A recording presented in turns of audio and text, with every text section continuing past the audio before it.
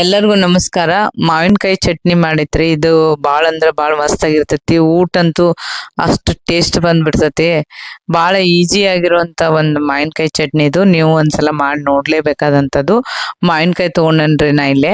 ಮಾವಿನಕಾಯಿ, ಈರುಳ್ಳಿ ಮತ್ತು ಕೊತ್ತಂಬರಿ ಸೊಪ್ಪು, ಅದಕ್ಕೆ ಕರಿಬೇವು ಸೊಪ್ಪು, ಕೊತ್ತಂಬರಿ ಸೊಪ್ಪು, ಸ್ವಲ್ಪ ಶೇಂಗಾ ಕಾಳು ತೊಗೊಂಡೈತ್ರಿ. ಮತ್ತು ಒಣ ಕೊಬ್ಬರಿ ಇರ್ತೈತಲ್ರಿ, ಅದೊಂದು ಸ್ವಲ್ಪ ಬೇಕಾಗ್ತತಿ.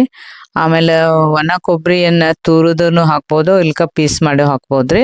ಈಗ ನಾನು ಇವನ್ನ ಮಾವಿನಕಾಯಿ ಹೋಳನ್ನ ಮಾಡ್ಕೊಂಡನಿ. ಮತ್ತು ಬೆಳ್ಳುಳ್ಳಿ ತೊಗೊಂಡನ್ರಿ. ಅದಕ್ಕೆಲ್ಲ ಜೀರಿಗೆ, ಬೆಳ್ಳುಳ್ಳಿ, ಒಣ ಖಾರ, ಒಣ ಕೊಬ್ಬರಿ ಇವನ್ನೆಲ್ಲ ತೊಗೊಂಡೆ. ಈ ಕೊಬ್ಬರಿ ಎಲ್ಲ ನಾನು ಹೆಚ್ಚಿಟ್ಕೊಂಡನ್ರಿ, ಹಿಂಗೆ ಮಿಕ್ಸಿಗೆ ಹಾಕಾಕತ್ ಹೇಳಿ.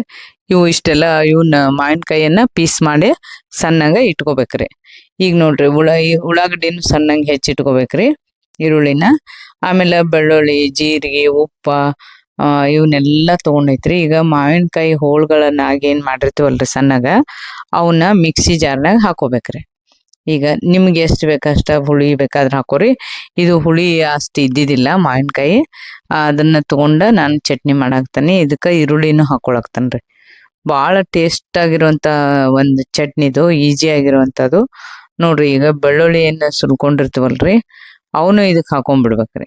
ಜೀರಿಗೆ, ಬೆಳ್ಳುಳ್ಳಿ ಮತ್ತು ಈರುಳ್ಳಿ ಹೆಚ್ಚಿದ್ದನ್ನ, ಮಾವಿನಕಾಯಿ ಹೋಳುಗಳನ್ನ ಎಲ್ಲ ಹಾಕಿ ಆದ್ಮೇಲೆ ಸ್ವಲ್ಪ ಕೊಬ್ಬರಿ, ಏನು ಒಣ ಕೊಬ್ಬರಿ ಮಾಡ್ಕೊಂಡಿದ್ವಲ್ರಿ, ಅದನ್ನೂ ಹಾಕ್ಬೇಕು.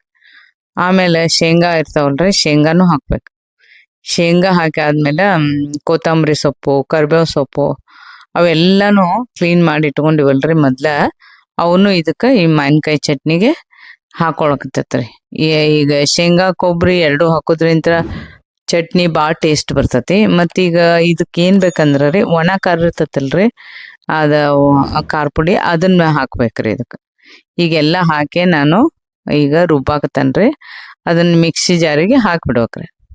ಮಿಕ್ಸಿ ಜಾರಿಗೆ ಹಾಕಿ ಅದನ್ನ ಒಂದು ಸುತ್ತ ತಿರುಗಿಸ್ಬೇಕ್ರಿ. ಅದು ತರಿಯಾಗೇ ಇರ್ಬೇಕು, ತೀರಾ ಪೇಸ್ಟ್ ಮಾಡಬಾರ್ದ್ರಿ. ನೋಡ್ರಿ, ಈಗೆಲ್ಲಾನು ಇದು ಮಸ್ತಂಗ ಚಟ್ನಿ ಆಗೈತಿ. ಇದಕ್ಕೆ ನೀವು ರುಚಿಗೆ ತಕ್ಕಷ್ಟು ಉಪ್ಪು ಹಾಕ್ರಿ, ಮತ್ತು ಕರಿಬೇವು, ಕೊತ್ತಂಬರಿ ಹಾಕ್ರಿ, ಜೀರಿಗೆ ಹಾಕ್ರಿ, ಎಲ್ಲ ಹಾಕಿ ಟೇಸ್ಟಿ ಆಗಿರುವಂಥ ಒಂದು ಚಟ್ನಿ ಮಾಡಿ ನೋಡ್ರಿ.